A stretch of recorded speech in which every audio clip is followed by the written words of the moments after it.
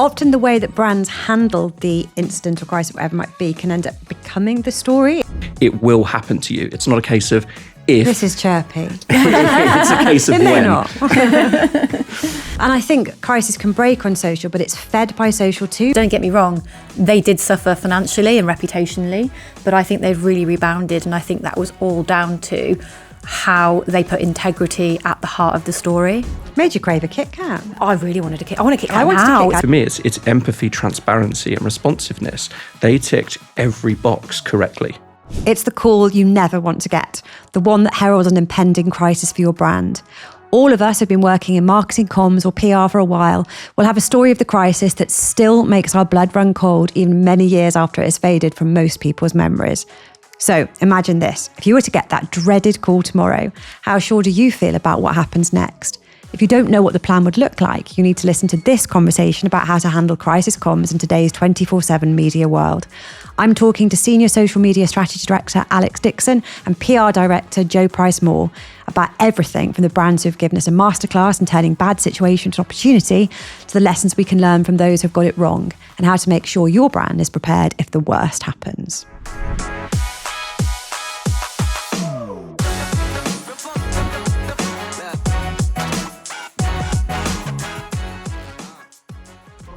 So hi, welcome Joe. Alex, would you like to start by introducing yourselves, please? So I'm Alex, I'm a Senior Social Media Strategy Director.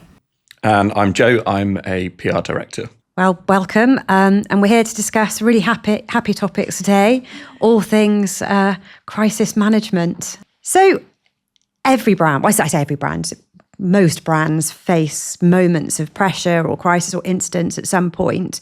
But is it true, or are we just imagining this, that crises feel harder to manage now than they did a decade, 2 decades ago even? I could jump in here because I feel like this really relates strongly to my field, which is organic social.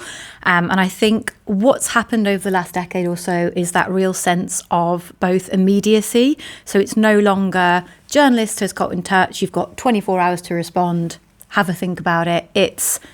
There's a really scathing X post, Facebook post, comment. What are you going to do about it? And there's an expectation that you will respond quickly. And not only that, now everyone is a journalist. You've got you're seconds away from being tagged in a Facebook post. You're seconds away from an MP being tagged, a journalist being tagged. And I think that's changed the game a bit. And it's meant that people are at risk of being more reactive than proactive.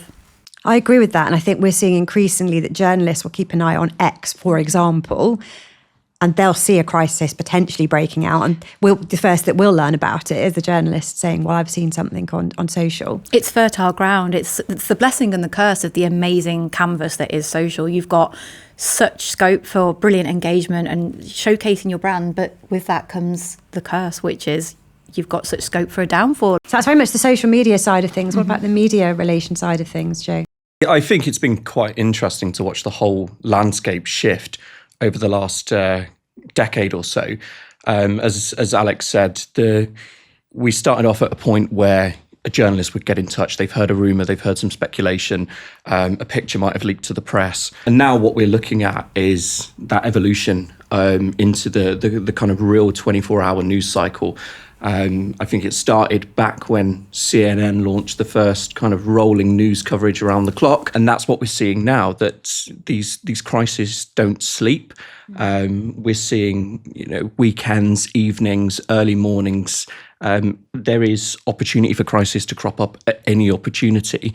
And it's not just, as Alex said, it's not just the journalists coming with these stories now. It's people on social media. It's people on Substack accounts.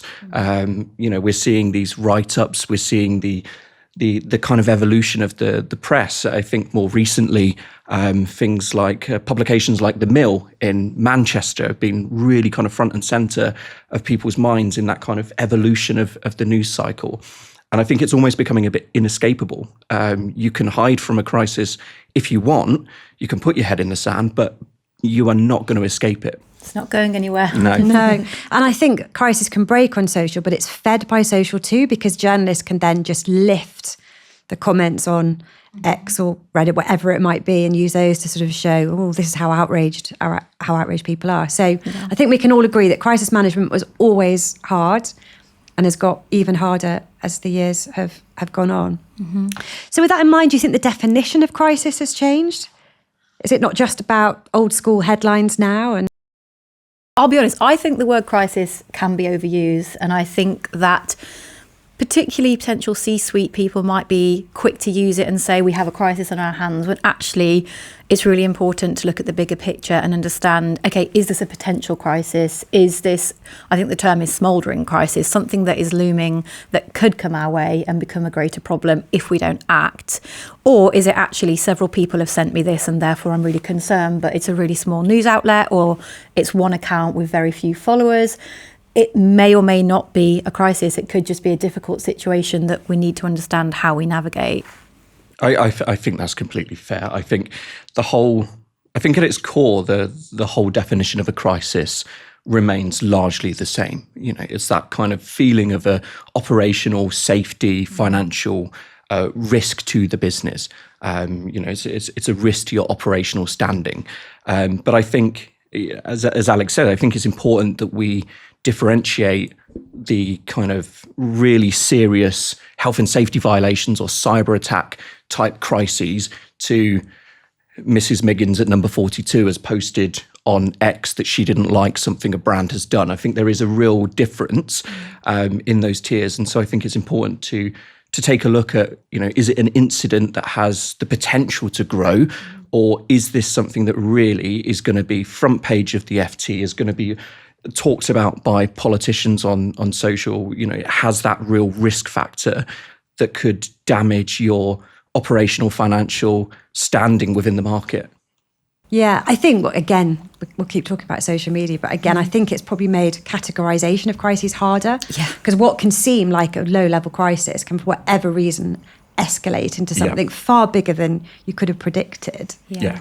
And I think what we're seeing as well is I think there's still a tendency from some within the C-suite of businesses to try and shield themselves. This won't happen to us. It's still conversations that we're having now. We don't need to be prepared. This will never happen to us. From SMEs right through to the large corporations, it's that mentality of this isn't something we have to worry about. Our employees would never go out and say something that would put us at risk. Our security systems are the best in the world. We're seeing that completely unravel. Month after month, we're seeing businesses like M&S faced with cyber attacks. It's not something you can hide from anymore. It's not something you can just bury your head in the sand and avoid. It will happen to you. It's not a case of if. This is chirpy. It's a case of when. Not. Yeah, no, I agree. You can't bury your head in the sand. So when do you think a problem can be handled comparatively easily? Like, what defines an incident as opposed to a full-scale crisis situation? For me, it's about containability, if such a word exists. It's about, can we make sure that this doesn't develop into something with quick action, integrity, immediate response, like Mrs. Miggins at number 42? If we engage with her quickly, take the conversation offline, show that we're humbled if that is appropriate, and just make sure that there's a resolution, that can be a way to make sure that a crisis doesn't develop into something further and more public. I think where brands can stand to go wrong is, I talked about overestimating. I think there's an underestimation problem, like you said, that, oh no, this is fine, like we don't need to go back, let it go. I think there is a risk brands, senior people in particular, can do that underestimation. Often the way piece. that brands handle the incident or crisis, whatever it might be, can end up becoming the story. Absolutely. That becomes a headline news rather than the actual incident. The incident itself is forgotten. It's how the brands handle it that it takes over. Definitely. I think the astronomer saga that we saw unfold last year with the CEO and his chief people officer, I think, kind of demonstrated that point really clearly. The kind of embrace at the Coldplay concert that we saw play out, you had 48 hours of complete and utter silence from the brands. And I think that's where you've got a situation that you could have controlled, you could have owned the narrative. But what we saw play out on social and within the press was employees talking amongst one another. You had individuals from consultants and analysts looking at this dynamic of the CEO with their people officer and looking at how the power structures work within the business. They avoided the conversation completely. And ultimately, it led to both of them resigning just a week later. So I think that silence can become a real risk if they underestimate the potential for something to become a bigger issue than it is. And I think that is a classic example of a modern day crisis, if I can call it that. It was nothing to do with the company. And actually, it was just the social media memes and the virality of what happened that made it into a crisis. I think actually people forgot as well that there were humans at the heart of all this. And I'm not in any way seeking to justify or explain their behaviour, but there were husbands, wives, children that were caught up in all this. And it just shows how something that should have just been a passing moment can destroy lives and potentially businesses too. And who'd have predicted a night out at a Coldplay concert would have ended in such drama? And it can precipitate a crisis, absolutely. Yeah. And how do you think Astronomer handled the crisis in the end when they did finally? I think some of that goes back to the preparedness of businesses, or the lack thereof. No one is expecting mounds of detail in the early response. You know, a brief holding statement, a brief... Then there has to be something from the business that says, we acknowledge this has happened, we are looking into it, we are exploring what this means for our business, what this means for our people. But I think it was the silence. It was the silence that was allowed to fester across social media, across the news. You know, it became a talking point. You know, it became something that chat shows could really kind of drill into. And there was not a word from the business. You've lost all control after 48 hours. You are no longer in charge of this conversation.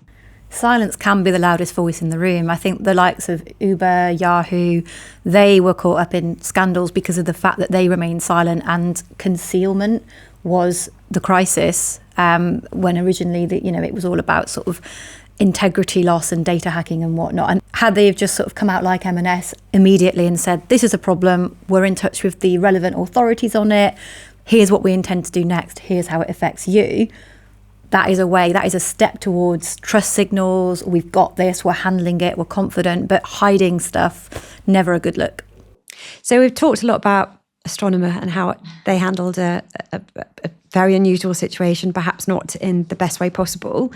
Can you share some examples of when you think a business has faced a crisis head on and dealt with it really, really well? I think for me, the most personal example is the M&S one, because they were very good, I think, at putting forward a spokesperson, and they kept. And this is the cyber hack. This is the cyber hack. Recently, relatively recently. And I think what they did was they made sure that, like I say, they were in touch with the right people, and they didn't hold back in saying, look, there's been a major problem here. We totally understand the severity of it. This is your data. You know, our brand personality is built on that foundational trust and sort of how we respond with customers, our alignment with customers. We get it. We've messed up. And I think what I found quite unusual from them was the regularity of updates. We're still working on it. This is where we're at. And I remember seeing on Facebook at the time so many comments on M&S posts about, Julie in the sort of lead store is doing a brilliant job because there's been problems with online returns, and people were praising the team, and M&S were responding to that, and it was just this great combination of positive sentiment. Now, don't get me wrong, they did suffer financially and reputationally, but I think they've really rebounded, and I think that was all down to how they put integrity at the heart of the story. I think they handled it really well, because I think it made us feel very sorry for an icon of a British brand Absolutely. that had just come under attack. We were there with them. Made us remember how much we love M&S. Yeah. We talk a lot about M&S in this podcast as well, by the way. Yeah. Other brands are we're available. Just fishing, we're just fishing for sponsorship or free clothes. I don't know. But I think it's a great example. They did handle it very, very well. Yeah, and it's the ultimate, oh my God moment to have hackers. Like that is the sort of... hacking is the new sort of form of terrorism in terms of brands and what they fear. And I think that when you're faced with, the ultimate risk, how you come out of that and how you respond. I think one of the benefits of what we talked about earlier around the immediacy and how social media plays such a big role is, I reckon now the comms team probably has more of a seat at the table at times of crisis compared to maybe 10 years ago, because the exposure, the visibility is so much greater that actually it's not just what's our press statement, head of comms, it's what's your opinion, like how do we handle this, craft the messaging. So I think that is a benefit of, the sort of the escalation with social. You can't just will your CEO out at every opportunity now to respond to a situation. It's not good enough just to stand them in front of a camera and say, this is what we're doing. I think what it screams to me is the impression you got from M&S was they were prepared for this. That doesn't mean to say they were sitting there waiting for a cyber attack. I'm quite sure they did a lot to prevent and avoid cyber attacks happening. But just how quickly, effectively, thoroughly, robustly they responded to it. You thought they have been through this drill. Maybe not that exact drill, but they had been through a drill. They knew who was going to do what, who was going to focus on which areas of the business. Yeah. Because it was handled so professionally. I think it does show the value of preparedness. I think it speaks to their alignment. I think where I've seen it go wrong before is when you've got the MD arguing with the head of marketing about what the stance is, and ultimately time is against you. It's a pressure-filled situation, and when you are in crisis territory, if you haven't got a stance agreed for situations that you can foresee, if you're in a particular industry, for example, then that's a problem. And clearly they had a playbook somewhere that said, if a cyber attack happens, this is what we will do. And like we said earlier, you cannot prepare for every situation, but you can agree, you can get that alignment across the board and not waste precious time on deciding where you're going to go with it. That's it. Having that team in place is so important. That crisis response team is your go-to. Those are the people that you were going to turn to when things really go wrong. And that means making sure that they're contactable out of hours. How many of us have out of hours mobiles and email addresses for those around us that we work with? Who's picking up that phone when a social media post starts to gain traction or a video makes its way onto YouTube? Those processes need to be in place at the earliest possible point. If you fail to get those processes in place, then you're already putting yourself on the back foot. Yeah, I agree. So let's take it to the real basics. So a client says, we've got a potential crisis brewing. It could be, it could come to nothing. It could go big. Alex, what's your immediate advice for what happens on their social media channels? Well, my first question is, client, what do you know? Give me the facts, because I think sometimes you can find that there is a bit of an assumed knowledge or gaps to be filled in that put us at a disadvantage when we're trying to deal with a situation. So my first question is, give us everything you've got. Next, I'm going straight onto socials and I'm just scanning every channel out there. And what is interesting, and this always comes up in every podcast we've done, but with the rise of LLMs, citing the likes of Reddit, LinkedIn, you're expanding your search now. I think 10 years ago, would I have checked Reddit if there was a brewing crisis? Probably not. Now, absolutely. So I think it's a case of that immediate scan to try and understand the scope of the situation, where it might have gone. If the client is saying this is a press release that's come out on a potential national, my go-to is their social channels. It can be quite a roller coaster because national media are posting hourly, sometimes more. So you really do have to be quite thorough with it. You're looking for hashtags, you're looking for brand mentions, you're looking for anything that could be compromising, but you're not then going to the client and saying, oh, we've got this wall of information. You're assessing it. This is the situation. This is where the current sentiment sits. This is what we're going to do about it. This is what we recommend. Would you carry on posting on your social channels? It really depends. I think it's, like I said earlier about containment. If you can contain it and you can just deal with it offline and sort it out, I think there's a case to be made for just carrying on. If it looks like this is going to disrupt operational business as usual, potential to stop, pause and think. But I think, again, it's so dependent on the situation at hand, and you have to think really carefully, because you not continuing as normal could then potentially precipitate a crisis anyway. So you've got to be sensitive to the situation. Yeah, and I think that's where read the room. I think that's where that kind of planning really comes into its own, is because you can stress test it. No one likes the devil's advocate around a table, but ultimately that's the best way to prepare for a crisis, is to think, okay, what is going to go wrong? In that 1 in a million, what could be the worst thing that could possibly happen, and prepare for it. Yeah. I do err on the side of caution, I must say. I'm a very cautious person because I've seen a lot on social media, and I think generally look at risk versus reward. If this post is absolutely fundamental, it's business critical, maybe it needs to go out. If you can stand to let it go for another week, probably let it go. Yeah, and I think it's a sensitivity as well. You've got to look at each post and say, could that be misinterpreted? Could that Absolutely.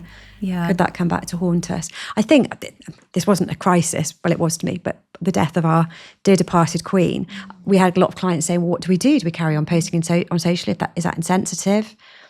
Would the Queen actually want the business, the country just to grind to a halt? And if we don't post, how long do we not post for? And it was interesting seeing how different brands handled that. I'm not sure in the end if there was a right or wrong way. It probably came down to brand values. Absolutely. I think what could have been a problem there, Jane, is if brands had scheduled posts that they didn't think to check, which has happened before, that may then be insensitive. An example I can give you, and I don't necessarily need to name names, but I recall that when... I don't want a crisis of our own. So absolutely. Don't name names. Not if in go doubt, there. be cautious, like you just said.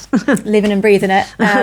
But yeah, there was, when there were sadly terrorist attacks in London, a brand, a very well-known fashion brand, hadn't thought to check their content going out and was very much Friday feeling, payday time. I remember this. You remember this? Yeah. Yeah. And it just read so bad. They didn't read the room. They didn't think ahead. I think they'd forgotten it was in some scheduling tool. Something we always pride ourselves on is we are very much that sort of scanning and planning, looking ahead. And I do remember actually at the time of the terrorist attack in London, we'd planned a client campaign that featured London very much as the sort of centre point backdrop. And because of these checks that we did, saw the content was scheduled, it was a video, and we said, right, take that out immediately. Had it gone live, I think it could have genuinely caused a crisis in the sense of it being like, how can you be posting this?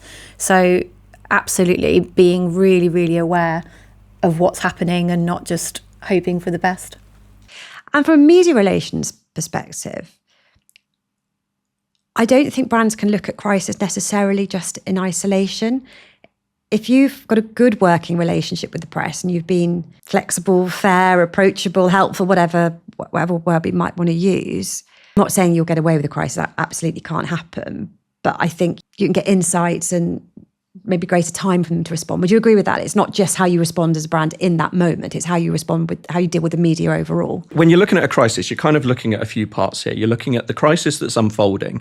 So you've got that kind of first 60 minutes, you've got the first couple of hours where no doubt, journalists are going to be fact-finding just as much as you are.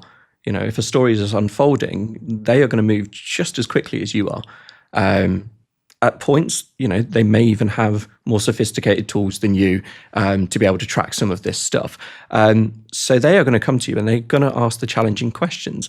And this is where your holding statements really come into their own if you deem it necessary. I don't think that's, I think sometimes there's a risk with the media. A journalist has reached out. I must get them something. I must get them an answer. It's okay to take a breath. It's okay to take a step back, as long as you're not leaving it days on end before you respond. Well, you're respectful of the journalist. That's the first thing I would do is say, when do you need a response by?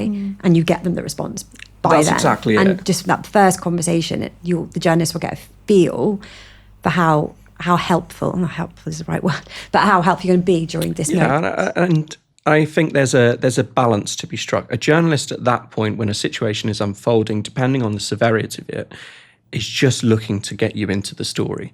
They are just looking for that initial holding statement. I think there's a real risk with providing commentary to the press in particular, that you give too much away. And I think that's where some brands really come undone. They feel like they have to give the war and peace answer. A journalist has come to them, here's 5 questions. I've got to give them everything that they want. You don't. A journalist is digging. The journalist wouldn't be doing their job if they weren't digging for the answers. And so it's your job as a crisis team to be prepared with the information that you want to give them. Not every question is going to demand an immediate answer. If you've got a health and safety incident, for instance, on site, and there's a fatality, or you've got a product issue that's caused an injury on site, of course, the journalist is going to want the information. What went wrong? How was it allowed to go wrong? But you've got to remember, there are so many steps before you provide the answers to the journalist that need to be considered. Yeah, you can't rush to give information because it could ultimately prove to be There wrong and will affect be- a legal case further down the line. Exactly. There will be legal cases. The health and safety executive will need to be involved. And I think a lot of times we forget that we've said before, there's real people at the heart of these stories. There's real people working behind the scenes. And they don't even need to be employees. If you've got an accident on site, it's the family, it's the friends of these individuals. And I think that's where you risk giving too much away. No one should get the detail from picking up a copy of The Sun or the Daily Mail. You do have to speak to the family first. I've heard it been said before where people, some of the CEO, whatever, has put in a statement, we have reached out to the family and are doing X, Y, Z, and then the family say no one's reached out to us at all. And that's where that kind of process really comes into its own. It's having those checklists in place and that order of priority. Stakeholder management is a crucial part of crisis communications. If you're not communicating effectively with the families, with investors, with witnesses that saw it and were affected, it's a long list of people. That's the media is just one, and as you say, a holding statement can be sufficient. A holding statement is more than enough. We recognise this. Yeah. We are currently speaking to the stakeholders. I wouldn't use the word stakeholders. I'd say who they were, but make sure you're doing those things. So. We've talked about M&S, but because other brands and businesses are available, even though we're not the BBC, what other incidents can you point to as the gold standard? You can be historic if you want to be. I think historic is definitely one that I'd go back to here. Jumping back, 1982, you've got the Johnson & Johnson Tylenol incident. Really quick summary, you've got bottles of Tylenol on shelves within chemists. They've been laced with cyanide. The result, 7 people end up dead in the kind of... I didn't realise the number was that high. I was aware of the scandal. I didn't realise that. Yeah, you've got 7 dead in the Chicago area. You've got a real kind of explosive story unfolding here. You've got a major pharmaceuticals provider. Tylenol is a massive brand at this point. And so the response really, really matters here. And I think Johnson & Johnson did absolutely everything right. They, for me, set the standard of what you should do. They had empathy in their communications. They were transparent in what they did. They were responsive and knew exactly what to do. They pulled 31 million bottles off the shelves. They communicated with 450,000 healthcare providers. They were on top of it. They were on top of their game. And at every step, they were brutally honest about what they did and didn't know. And it very quickly came to light that actually the cyanide was nothing to do with them. It was all the result of someone placing this on the shelves in the chemists. So it happened post-production. It arrived at the chemist. It had been distributed. It was nothing to do with Johnson & Johnson. But because the Tylenol brand was so closely linked to Johnson & Johnson, they had no choice. And actually, after a period of investigation, they still don't know who carried out the crime. But what it did result in was brilliant communications and tamper-proof packaging. They listened, they learned their lesson, and they responded in a way that we would expect a big brand facing a major situation to do. And so for me, it's empathy, transparency, and responsiveness. They ticked every box correctly. And again, I just come back to thinking they must have, I know this was a long time ago and before social media was a thing, but again, you just get the impression it was a company that had prepared for that crisis. They had protocols they could pull out to say, right, this is what we do. You do this, you do this, you do this. We focus on this. Because you can't make that up on the hoof. No, you can't. When people are that, that's it. You can't always plan and prepare for this. But I think that's the gold standard. But that's not to say they always get it right. And I think that's the issue sometimes facing some of these big brands. They can deal with a situation in a brilliant and effective way, but then they almost become too complacent. So Johnson & Johnson, back in 2011, I think it was, there was the whole talcum powder scandal where they really went on the defensive. The claims were brought against them for asbestos-laced product, and rather than deal with the issue head on, they went on the defensive, and every bit of communications they put out was defensive in nature. And so I think they'd gone from the gold standard to being complacent. This has happened to us. We responded brilliantly once before. We can definitely do it again. I think that's where you really run the risk of falling into the trap of not quite, it can't happen to us, but it's happened, we dealt with it, we can definitely do it again. So Alex, can you think of an example of when a brand has handled or responded well to a crisis on social media? Yeah, I think the most recent one that springs to mind is when Kit Kat had truckloads of its chocolate stolen. And I think any other brand could see that as, this is a real problem, we're going to just get inundated with complaints, but they just turned it to their advantage. And what resulted was a whole stream of that term we like to use, brand banter, other brands jumping on it, coming up with solutions to where the stolen chocolate had gone. So they leaned into the playful, the humour, and the just being human about it. And I think it just meant that everyone saw the funny side and sort of we're on Kit Kat's side, a bit like with M&S. Made you crave a Kit Kat? I really wanted a Kit Kat. I want a Kit Kat I wanted now. a Kit Kat. It's great I think the marketing. real question, Alex, is where have you hidden it? Yeah, well, there you go. Yeah. So was it a crisis or was it a stunt? Oh, well, I stand by thinking it was a stunt. And the reason I say that is their response was so immediate in the whole put the barcode in of your Kit Kat and find if it's one of the stolen ones. It was all just so slickly handled. So they either have an amazing team that responded really quickly and thought, let's turn this around and make it something advantageous to us, or they planned it all along. And I sort of think it's got to be the latter. Oh, I'm going to disagree with you. I think because they just denied it was a stunt so many times, that's an enormous risk for a brand to take if you then get busted for the fact you lied multiple times. But then they could turn that into a continuation of the stunt, couldn't they? I think it's too risky. It's too risky. Far too risky. I can't see a brand taking that risk. Yeah, I did see a lot of debate about is it a stunt or is it not? And funnily enough, that created even more talkability around it. So it was win-win either way, whether we think it was a stunt or not. They really managed to sort of ride that wave and get us all craving Kit Kats right now. I'm fancying a Kit Kat at the moment. Yeah. What are you stunt or crisis? I think when it first happened, it was so close to Easter that I was very much leaning on the team stunt. But I think as the dust settled, I was trying to really think about what they've actually got to gain from this. And I aside from a bit more kind of chatter on social, I couldn't really put my finger on. Sorry, pardon the pun. If a client could said that, we're going to tell everyone that we've had this lorry load of chocolate stolen. But it's like a classic British trope, who's it's a whodunit. It's a British whodunit on social. I just think they were very well prepared. I know. Again, we're back to preparedness. Yeah, I think Team Stunt needs to take a break. Oh. Well. Quote of the day. We love it.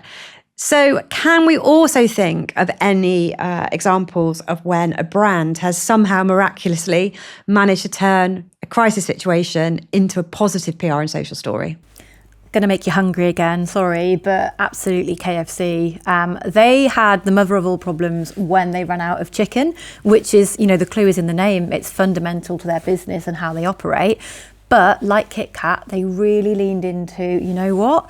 A bad thing has happened, we're really sorry, but we're going to have some fun with it. And I think what's really important about this is it aligns with their brand personality. They are not a brand without humour, without playfulness, and they didn't go super corporate, like this has happened, we are sorry. They didn't go somber about it, and actually they went full throttle the other way. So they put out full page ads with letters saying FCK, as if to say, oh dear, we've had a problem here, but we own it. We more than own it. And actually, what we're going to do is use this to show the sheer demand. We know you all really want our chicken. We know we've let you down. And actually, this is a real problem for us. We're going to launch an app to help find that chicken and get it back into our stores. And everyone at the end of it probably just thought, you know what, I really fancy a KFC. It's been a while. I'm going to go and have one. And that's really where the language comes into its own. And I think the fact they really, really leaned so heavily on their tone of voice. Yes, they didn't turn into a corporate machine. Yeah, it wasn't, we're sorry, this has happened. This was the reason it happened. They just leant into it. They just ran with it. And I think that's so important. You shouldn't become a different brand when a crisis hits. Now, obviously, there's a time and a place for the corporate language or the seriousness. Obviously, if there's a bigger situation, we've spoke about, incidents on site or things like that. Obviously, that demands a much more careful Yes, you cannot go away from the... But this is exactly one of those where, quite literally, no one has died. The only issue is this shop does not have chicken. Now, as you said, It's a big problem for a chicken shop, Yeah. but not insurmountable. You know, I don't think anyone is going to lose any sleep over the fact that they couldn't get their chicken wings that day. And I think the way they handled it was just, it was gold standard use of language. Lean in, take a risk. Take a risk on a risk's worth taking. Absolutely. And yeah, this is a podcast about crisis comms, so you don't expect to hear take a risk. But I think if it works for your brand, if it sort of aligns with your values, your tone of voice, your audience expectations, like if you think about the people that will eat KFC, I don't think there would be an overly serious... You've got to be true to you. Yeah, you've got to be true to yourself as a brand. And I don't think the audience is going to expect an overly serious, complex response that, you know, talks about logistics and corporate responsibility. It's like, oh, we've got no chicken. They almost earned that response. Exactly. The social channels, I think of fast food restaurants in particular, McDonald's, KFC, Burger King, they're so hot on that tone of voice that actually I don't think it came as a surprise to anyone when they came out with that kind of bold phrasing and use of language. They'd earned that. They've been doing it for such a long time that to do anything differently would have been a surprise to anyone looking at those posts or the full-page ads. I think what it says to me is you can't view a crisis in isolation. One of the best ways to prepare for a crisis is to have built trust and respect. Trust overwhelming, but trust in your brand, which you do that by ongoing, strong media and social media relations and through communications with your customers, consumers, whoever that might be. You'd build up that brand equity over a long time. So if the worst was to happen. For me, that's a really good way to prove the worth of organic social in particular, which, you know, you can get questions around, is it worth us all investing in these organic social media pages? Absolutely, because that is where your brand equity sits. That's where your personality, relationship building, it all lives and breathes on your social media channels. Imagine if Aldi just had a website. They wouldn't get away with half the stuff that they're doing. And I think it just sort of speaks to that, to make sure that your presence is consistent and it's widespread, and that you're really making sure you make use of social media, PR, all those different sort of tranches of communication with your audience. They all build this picture so that when something does hit, if it does hit, you've already got that sort of audience relationship built up and you've got the credibility in the bank. We've talked a lot about preparing for a crisis. Mm-hmm. Just practically, real life examples. How does a brand, a business prepare for a crisis? What does that look like? What does it consist of? For me, the first step is to really take stock of where you are as a business. What procedures and policies do you already have in place? It's amazing to me how many businesses still don't have a social media policy in place, you know, who still don't have key spokespeople lined up. Just for routine interviews. These are real core basics that you need to form part of a plan. You need to understand who those people are, who your audience is. Those are the kind of early steps that we should all be looking at. It's who are your audiences? What are the types of crises that might impact my business? If you're a product-led business, then the issues you're going to be facing are very different to those of, say, a charity or a service-led organization. You can't just copy and paste. I think that, for me, is where, with all the best intentions in the world, some businesses really start to unravel in their crisis planning because they see it as a copy and paste job. You know, I've used this over here, I can do it again over here. Every plan should be bespoke to the business, so you know who you're talking to, what it is you're responding to, but also so you know what to do as the crisis unfolds. I think having a kind of core checklist in place of things that you should be doing as a crisis unfolds, but then also taking stock of what measures do you have in place post-crisis. You know, do you have a feedback loop in place to be able to learn the lessons of a crisis? So for me, it's really that starting point has to be take stock. What do you have? What's missing? And start with the bits that are missing, because that's all going to form the basis of your crisis plan. If you don't have a social media policy, why not? If you don't have spokespeople lined up, why not? You've got to get this stuff in place before you can start thinking about a big picture crisis plan. For me, it's identifying where the crisis is most likely to come from. It wouldn't take a genius to work out that for online retail brand like M&S, cyber attack is going to be chief amongst them. But starting with that, where are these crises going to come from and how would we deal with it? It's a lot of time and resource, but it's resource well spent. Because if you're not prepared for that crisis when it happens, you are going to be spending a hell of a lot of money responding to the situation as it unfolds. Not only have you got people that you suddenly need to be drafting in to deal with this, you've got all of the processes and procedures that you're lacking now playing out in real time. So you've got business continuity at risk. You've got potentially product shipments at risk. You've got investigations ongoing and you've got no plan. So it might be an upfront investment, and it absolutely will be, because the best plans are an upfront investment. And I think that's the way you have to see it. It's an investment in your business continuity. It's an investment in safety and operational procedures, in financial protection. It's an investment. If you see it as just another tick box exercise in business planning, then you've really, really misunderstood the value that a crisis plan will have for your business when a crisis strikes. And I stand by that point. It's not if, it's when. Yeah, well, I'm perhaps superstitious, but I think perhaps the more you plan for a crisis, the less likely one is to happen. And the less you do, you're going to guarantee. You've got to manifest it. Yeah, and they always land, don't they, at like 5 p.m. on a Friday. It's the rule, Jane. It is the rule, yeah. Of the universe. But it's like holiday insurance. You don't necessarily want to take it out or want to spend the money, but you sure as hell don't want to need it and not have it. And I think the time to understand how you would work through a crisis is not when that crisis lands. That is not the way to do it. I think that's a really good way of looking at it. It's like like an insurance policy. Yeah, absolutely. And I think the litmus test is, okay, you're sat at your desk and you get a call, we have a problem. What are you going to do next? And if you're sat there as a marketer thinking, I don't really know, therein lies the problem. And like Joe says, it's just an investment that as marketers we have to take, because it is a big world out there in terms of the online space, in terms of the media space, and brand reputation. You spend so much time and money and investment as it is to protect that reputation, to build it, to grow it. Why would you then not take that extra time to maintain it and protect it? Definitely. Years to build, seconds to destroy. That's and I it. think that's the crux of this. And it's an investment in those seconds. And what mistakes do you see most frequently with businesses and brands preparing for or dealing with a crisis? I think one thing that I see a lot of is brands obfuscating and trying to avoid the situation and not being really clear and upfront. And I think sometimes, especially in this day and age, that can come across so badly to customers, because with the evolution of brands and personalities, and we've talked about it a lot in other podcasts, bringing that human personal touch and not being overly corporate, that really jars when a brand then goes into that world where they don't necessarily communicate in a really clear, human-led way. So I think a top tip would be just make sure you avoid that altogether and just have integrity and be humble.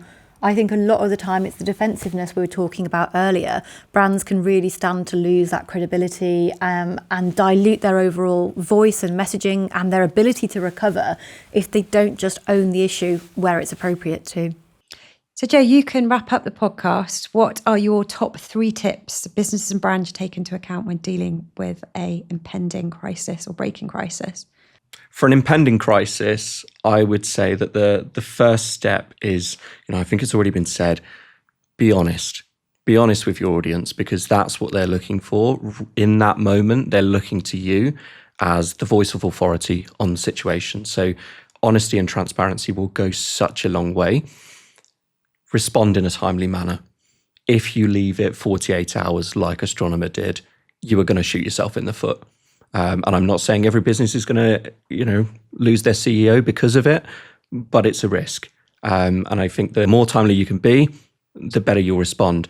And I think finally, it's having empathy in the moment.